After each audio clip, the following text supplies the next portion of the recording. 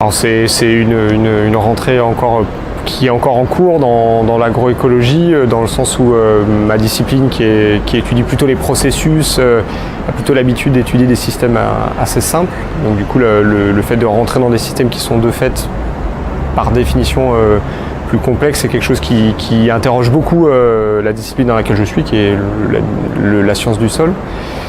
Et par contre, l'intérêt clair, c'est qu'on voit bien que l'agroécologie va dans le sens des évolutions actuelles de la science du sol, d'une meilleure intégration des différentes disciplines de la science du sol, que ce soit la physique du sol, la chimie du sol et la biologie, qui est un peu au cœur notamment de mon travail entre la relation entre le sol et les plantes notamment. Autrement dit, tu sens que ton expertise, ta spécialité est vraiment valorisée dans cette démarche-là?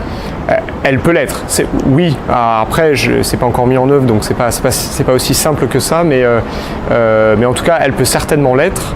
La question, c'est que ça demande de changer probablement un peu dans les manières de faire et aussi dans certaines manières de penser, très cadrées avec des systèmes dont on maîtrise suffisamment de paramètres pour pouvoir étudier juste celui qu'on veut.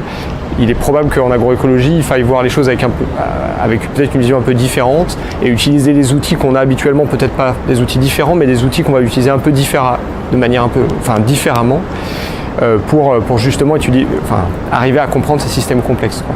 Je suis venu donc à cette école chercheur où j'ai fait le choix effectivement qui était vraiment volontaire de venir à cette école chercheur, déjà pour mieux comprendre moi quelles étaient un peu les bases scientifiques de l'agroécologie, comment se positionner un peu la science sur l'agroécologie, qui est quelque chose qui est au-delà du simple fait scientifique.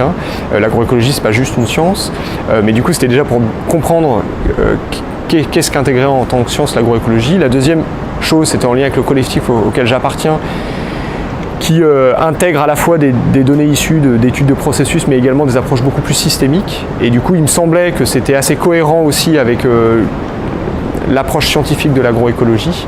Et donc voilà, à la fois pour cette raison personnelle et cette dimension collective liée à au collectif de recherche auquel j'appartiens, ça me paraissait logique de venir à l'école chercheur.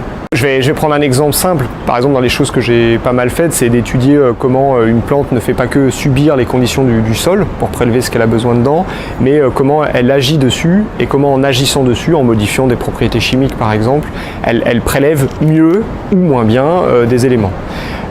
Ça, typiquement, dans un schéma d'agriculture conventionnelle avec une seule culture, c'est assez simple. On a une culture, un ou plusieurs types de sols et on étudie les propriétés.